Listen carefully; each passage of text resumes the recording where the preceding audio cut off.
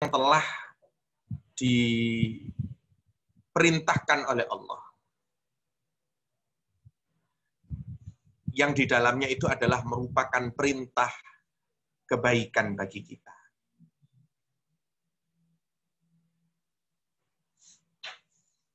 Wa nahaituka amma fihil fasad, dan apa yang telah aku larang amma fihil fasad, yaitu dari al-fasad, dari keburukan, dari kerusakan. Jadi dari makalah yang ke-19 ini, dari makalah atau nasihat yang ke-19 ini adalah menasihati kepada kita untuk senantiasa taat kepada Allah dan senantiasa berupaya untuk tidak melakukan kemaksiatan kepada Allah Subhanahu wa taala. Wal maqalatul 20, selanjutnya maqalah yang ke-20. Qila, dikatakan ikmalul akli, sempurnanya akal, itu itba'u ridwanillahi ta'ala. Sempurnanya akal itu adalah itba', mengikuti ridwanillahi ta'ala, ridhani Gusti Allah ta'ala. Jadi, kalau kita semua ini ingin menyempurnakan akal kita, atau tanda ciri bahwa akal kita ini sempurna, di mana Allah memberikan rezeki pembeda kita dengan makhluk yang lain, yaitu berupa akal pikiran. Salah satu indikator kesempurnaan akal pikiran kita itu adalah kita mencari ridho dari Allah Subhanahu wa taala. Wajtinabu saqatih, dan kita berupaya untuk meninggalkan atau menjauhi dari murka Allah Subhanahu wa taala.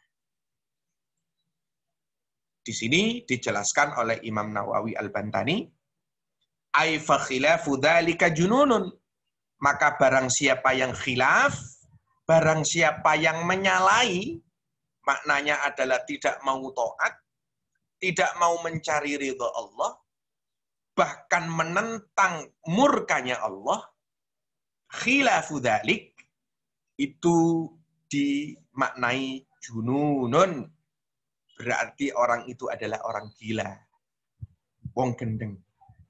Kenapa? Karena makalah sebelumnya dijelaskan oleh Ibnu Hajar Al-Asqalani, sempurnane akal iku dolek ridhone Gusti Allah, menjauhi dari murkanya Allah.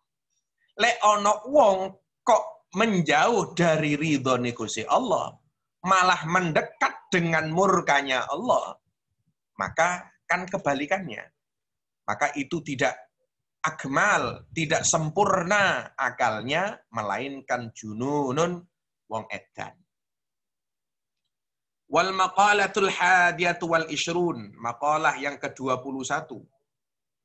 Qila, dikatakan, dinasehatkan, la ghurbata lil fadil wala watana lil jahil. Nah, ini nasihat yang luar biasa bagi kita semua. La ghurbata, tidak ada pengasingan. Kalau sampean buka di kamus, ya, di dalam kamus ghurbah itu pengasingan. Di kalau mungkin kita analogikan, kita itu dikucilkan. Lil fadil, bagi orang yang mulia. Jadi tidak ada pengasingan bagi orang yang mulia, wala watana lil jahil, dan sebaliknya tidak ada tempat, tidak ada desa, tidak ada negara, maknanya adalah tidak ada teritorial atau tempat lil jahil bagi orang yang bodoh. Ini kebalikan. Lek wong iku mulya, gak ada pengasingan. Dia pasti akan mendapatkan ruang dimanapun dia berada. Dia akan mendapatkan fadhal, keutamaan dimanapun dia berada. Dia akan dihormati dimanapun dia berada. ibaratnya sebuah batu berlian, meskipun berada di dalam gubangan, di dalam lumpur, tapi dia tetap sifatnya adalah batu permata. Beda dengan batu koral, ya, batu kali, batu koral, batu yang ada di jalan, ya. Meskipun kamu letakkan di kotak yang bagus, ya, kotak yang seperti kotak perhiasan itu, tapi dia tetap tidak akan ada maknanya. Di sini dijelaskan oleh Imam Nawawi Al-Bantani, ayil muttasifi bil ilmi. Jadi mungkin saya singgung bahwa kitab Nasaihul Ibad ini pengarangnya, matan itu adalah teks awal daripada kitab ini, itu yang kalau di layar itu yang di dalam kurung, ya, yang di dalam kurung. Itu pengarangnya adalah Imam Ibnu Hajar Al-Asqalani. Ya. Sedangkan syarahnya yang di luar tanda kurung itu disyarahi, dijelaskan, diuraikan oleh ulama Nusantara yang tinggal di Makkah Al-Mukarramah, yaitu Imam Nawawi Al-Bantani dari Banten, Jawa Barat.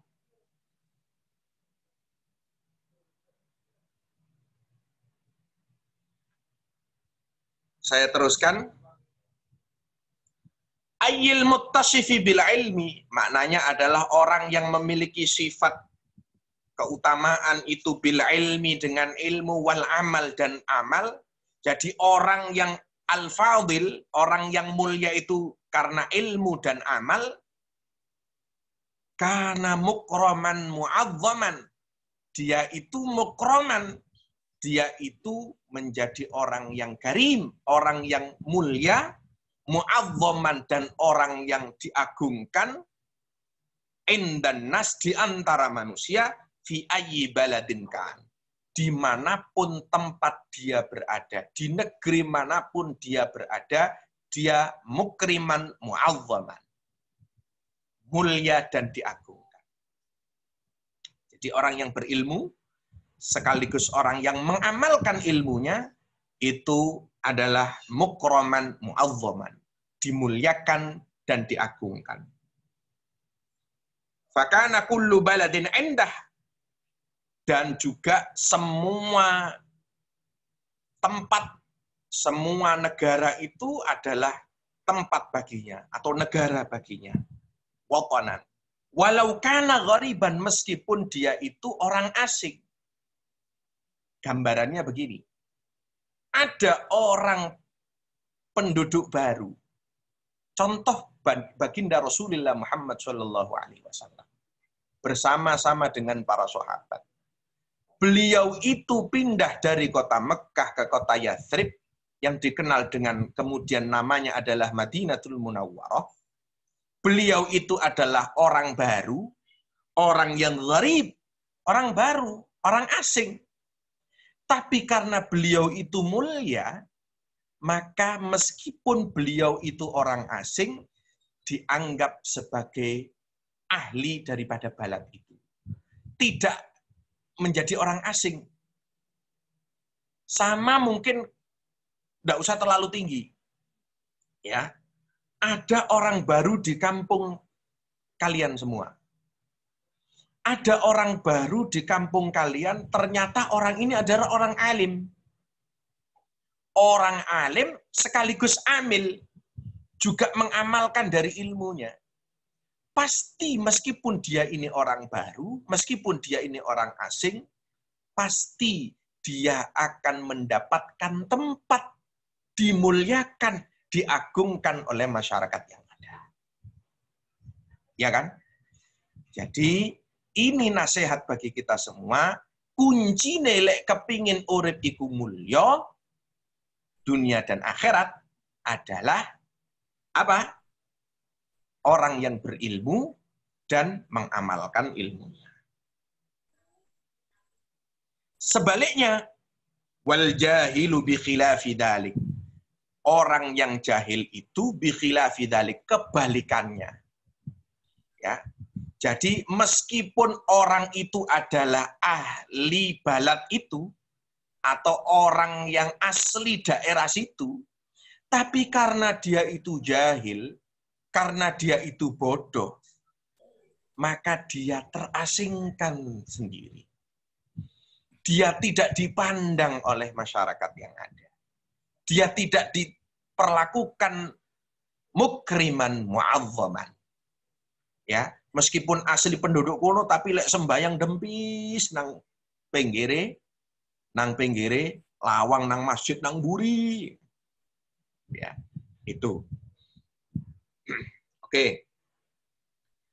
Selanjutnya, wal maqalatu tsaniyatu wal ishrun, maqalah yang ke 22. Qila dikatakan, dinasihatkan, man kana bi ta'ati indallahi qariban kana bainan nasi ghariban. Barang siapa yang taat kepada Allah qariban, maka statusnya itu qarib, statusnya itu dekat, parek marang Gusti Allah. Wa kana bainan nasi ghariban, dan dia di antara manusia yang lain itu biasanya terasing. Jadi wong-wong sing taat marang Gusti Allah itu ndak peduli dia itu diasingkan. Tidak peduli dia itu dimusuhi oleh orang lain. Tidak peduli dia itu tidak dianggap oleh orang lain karena dia sudah sibuk. Di sini, ay man ista'nasa bi istighali ta'atillahi ta'ala shara mustauhishan 'anin nas. Karena dia telah disibukkan bistighali ta'atillah. Dia itu sibuk hanya taat kepada Allah. Gak minta untuk orang lain menjadikan dirinya menjadi mulia. Gak bingung ketika orang lain memusuhi dirinya. Gak bingung ketika orang lain menggunjing dirinya. Gak bingung. Karena dia sudah bingung hatinya dipenuhi itu bistighali bi ta'atillah. Istighal. Sudah sibuk untuk melakukan ketaatan kepada Allah Subhanahu wa ta'ala. Selanjutnya, wal maqalatu tsalitsatu wal 'ishrun, maqalah yang ke-23. Kila dikatakan, dinasihatkan kepada kita, harakatut ta'ati dalilul ma'rifah. Pergerakan taat itu dalilul ma'rifah, ciri atau tanda makrifat mengenal Allah. Kama seperti anna harakatal jismi dalilul hayah. Seperti bergeraknya jism, bergeraknya tubuh, anggota tubuh kita itu dalilul hayah, ciri tanda adanya kehidupan. Jadi kalau kita itu taat sama Allah,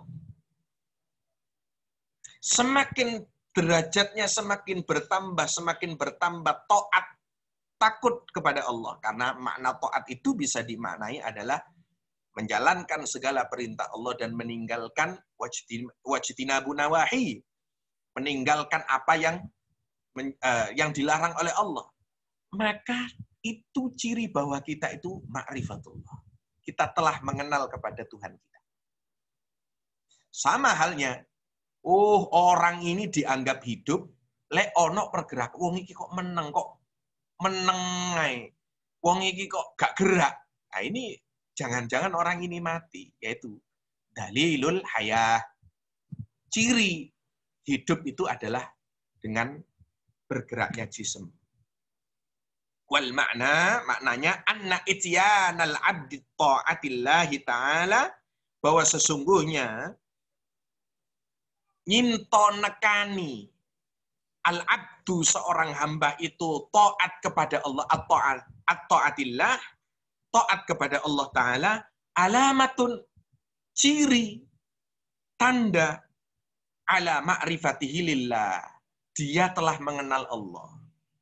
Fa'idha kathuratit ta'ah, ketika taatnya itu, ketaatan dirinya itu semakin menambah, semakin banyak, kathuratil ma'rifah, maka derajat ma'rifatullahnya, derajat mengenal Allahnya itu juga semakin tinggi. Cirinya apa? Orang semakin soleh, semakin soleh, semakin soleh, semakin soleh, karena dirinya semakin mengenal Allah, semakin mengenal Allah, semakin mengenal. Fa'idha kathuratit ta'ah, kathuratil ma'rifah. Sebaliknya, wa idha qallat. Kalau semakin sedikit, kalau taatnya itu semakin menurun, sedikit pula dia makrifat kepada Allah Subhanahu wa ta'ala. Contoh gampangan. Kita sebagai orang awam melakukan ketaatan itu terkadang seoleh thawab, seoleh ganjaran saking Allah, seoleh bidadari ketika berada di surga nanti, atau terhindar daripada api neraka. Aku gak sembayang wedi rek engko nang kuburan digodo malaikat, nang neraka digodo malaikat. Terkadang itu derajat kita, karena derajat ketaatannya, makrifat kita kepada Allah mungkin hanya sebatas itu. Tapi orang-orang yang semakin soleh, semakin taat, itu sudah beda. Ibadahnya bukan karena mencari balasan dari Allah, bukan menghindar dari azab Allah, tapi semata-mata mencari ridho dari Allah Subhanahu wa ta'ala. Semakin mengenal. Makanya kalau belajar tasawuf itu, kalau memang saya ini ditakdirkan untuk masuk ke dalam nerakamu, dan itu yang menyebabkan engkau ridho, wahai Allah, saya rela. Kalau kita membaca atau belajar tentang para sufi-sufi kita, Rabi'atul Adawiyah, luar biasa. Itu ciri bahwa derajat ketaatan seseorang, derajat ketaatan seorang hamba itu semakin meningkat, maka ma'rifatullahnya pun juga semakin meningkat.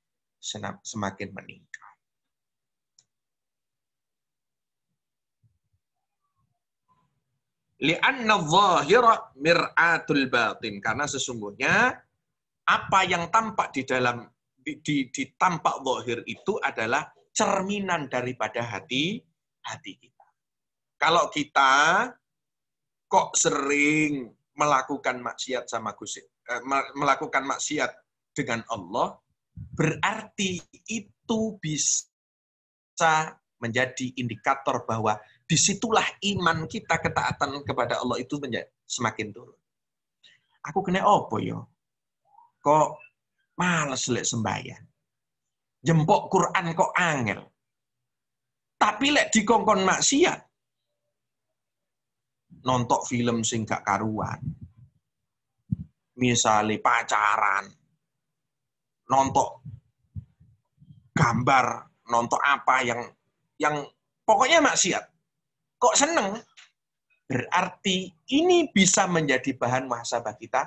Disitulah derajat ketaatan kita itu, makrifat kita kepada Allah itu turun. Ya, jadi sebenarnya dalam diri kita itu ada nurani. Di dalam diri kita itu ada fitrah yang bisa mengukur kualitas ketaatan kita kepada Allah Subhanahu wa ta'ala. Saya lanjutkan. Wal maqalatur rabi'atu wal ishrun, maqalah yang ke-24. Qala Nabi sallallahu alaihi wasallam, bersabda Nabi sallallahu alaihi wasallam, aslu jami'il khotoya, utawi sumberi sekabehane keluputan al-khotoya, yaitu kesalahan, sumber daripada semua kesalahan, itu adalah hubbud dunya, cinta terhadap dunia. Jadi, kita pangkal melakukan kesalahan, seluruh kesalahan yang ada di muka bumi ini, pangkalnya adalah hubbud dunya, cinta terhadap dunia. Ada orang lupa dengan Allah karena dia cinta terhadap dunia. Cinta terhadap jabatan. Cinta terhadap harta. Cinta terhadap anak keturunannya. Sehingga dia hatinya tidak mu'allak, hatinya tidak sambung, hatinya tidak cenderung kepada Allah Subhanahu wa ta'ala, lupa. Lek de'iku gandengane hubbud dunya itu biasa nih wa karahiyatul maut. Wedi mati. Wedi mati bukan apa-apa, wedi pisah karo nikmate dunya. Wedi lek engko aku mati iki gak ngrasakno nikmate dunya. Nikmat yang ada gemerlapnya nikmat dunia ini. Wedi ninggalno dunya. Padahal hakikate wa mal hayatud dunya illa mata'ul ghurur. Kehidupan dunia ini hanya fata morgana. Kenikmatan dunia ini hanya semu, mek dulinan. Oleh sebab itu maka itu tadi ya, aslu jami'il khotoya, pangkal daripada semua keburukan, pangkal dari semua dosa itu adalah hubbud dunya. Wa hiya ma zada 'anil hajah, yaitu apa yang lebih dari apa yang menjadi hajatnya. Itu gambarannya begini. Lek misale kita iku keperluan hidup hanya perlu uang 100 juta, tapi kita punya uang 1 miliar. Berarti kan lebih dari hajat kita. Ya.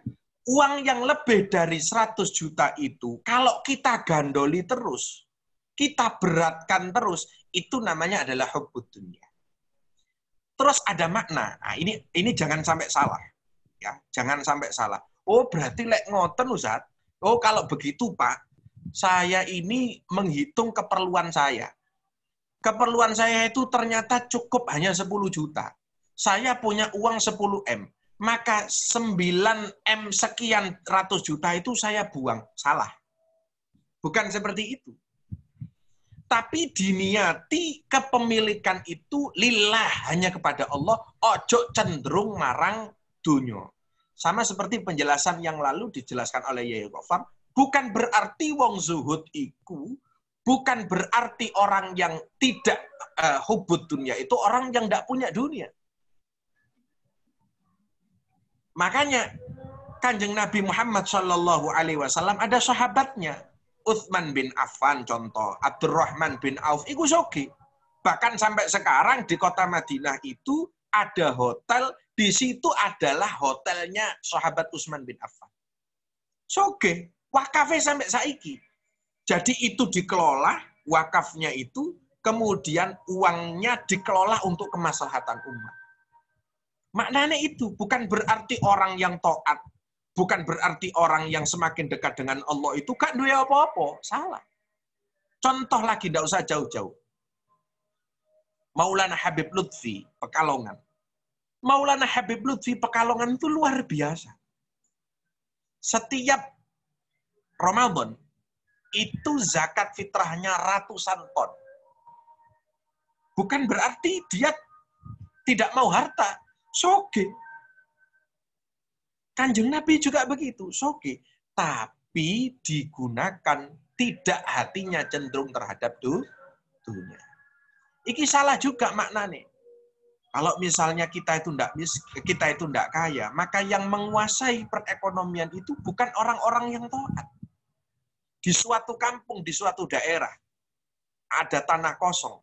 Kalau kita ini perekonomiannya tidak kuat, kemudian tanah kosong itu diberi oleh orang-orang yang fasik, isok jadi diskotik, isok jadi tempat pelacuran, bisa jadi klub, dan lain sebagainya. Lek dituku wong sing nasoro, isok dadi gereja. Itu maknanya.